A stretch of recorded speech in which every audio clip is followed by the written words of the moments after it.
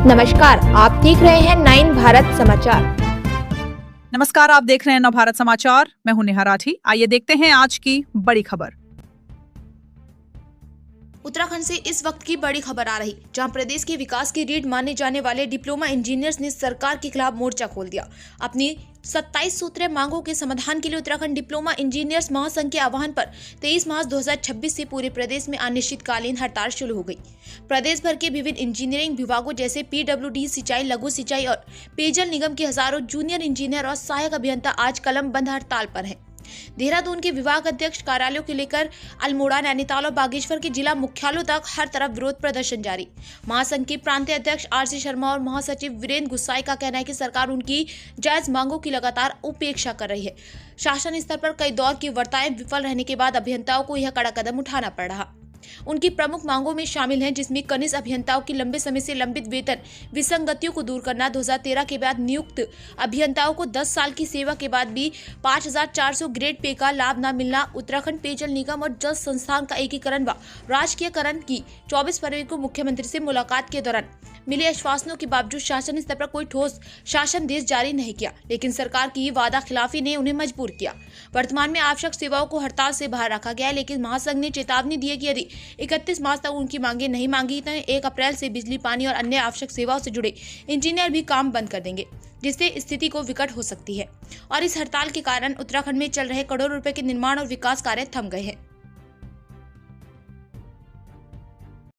ये Uttarakhand diploma engineer महासंघ के बैनर तले द्वितीय चरण का जो ना धरना हमारा हड़ताल शुरू हुई है। इसमें हमने पहले चरण में जो ना सरकार को अपनी मांगों के संबंध में अवगत कराया था और चरणबद्ध तरीके से हमने दो मतलब जिला मुख्यालय पर और देहरादून में जो ना 1 दिवसीय धरना प्रदर्शन प्रत्येक जिलों से और पूरे समस्त जिलों से जो ना हमने किया था। सारी 2 बार हमारी बैठकें भी हुई हैं शासन स्तर पर। तो महासंघ के बैनर तले ये द्वितीय चरण की जो ना हड़ताल हो रही है, जिसमें हमारी 27 मांगे हैं और वो सभी सदस्यों को प्रभावित कर रही हैं, जिससे जो ना जिसकी मांग बहुत दिनों से चल रही है लेकिन अभी तक वो पूरी नहीं हुई है। तो अंत में आकर के हमें जो ना हड़ताल का रुख लेना पड़ा है। हमारे जो पदाधिकारी है शासन स्तर पर, मतलब देहरादून स्तर पर जो जनपद को और प्रदेश को पूरा देख रहे हैं, जिसमें पूरे जोर शोर से सभी सदस्य हमारे प्रतिभाग कर रहे हैं पूरी हड़ताल के अंदर। इसका जो निर्णय है वो हमारे जनपद प्रदेश स्तर के जो प्रांतीय कार्यकारिणी है उनके वो जो भी आदेश होगा हमारा, उनके आदेशों के हिसाब से हमारी आगे रणनीति तय होगी। फिलहाल वर्तमान में हड़ताल पर सभी हमारे डिप्लोमा इंजीनियर सदस्य सभी डिप्लोमा इंजीनियर हड़ताल पर हैं। आपको नाम? मैं सत्यपाल सिंह, मैं जनपद सचिव हूँ उत्तराखंड डिप्लोमा इंजीनियर संघ लोनी में।